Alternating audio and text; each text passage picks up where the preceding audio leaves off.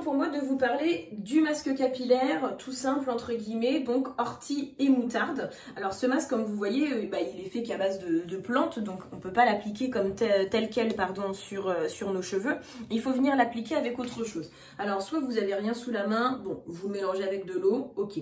Soit vous voulez vraiment avoir un masque assez complet, quelque chose qui va vraiment vous permettre de nourrir vos cheveux, de les réparer, de les fortifier. Dans ces cas-là, vous pouvez le jumeler avec une huile. L'huile de coco, c'est très certainement une des meilleures pour les cheveux, mais vous pouvez aussi opter pour du ricin, de l'huile d'olive, du jojoba, bref, une huile qui vous convient et qui convient aussi à votre cheveu. À partir de là, vous allez donc faire votre petite mixture et vous allez laisser poser ce soin aussi bien sur vos racines que sur vos longueurs une vingtaine de minutes. D'accord? À quoi va servir ce soin? L'ortie et la moutarde sont deux produits cosmétiques qui ont vraiment encore, on va dire, des preuves à faire dans le milieu de la beauté, mais qui sont pourtant déjà très réputés.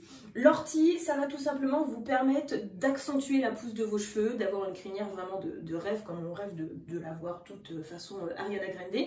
Et pour ce qui va être de la poudre de moutarde, ça va fortifier vraiment les cheveux, ça va leur donner de la vitalité, de l'éclat.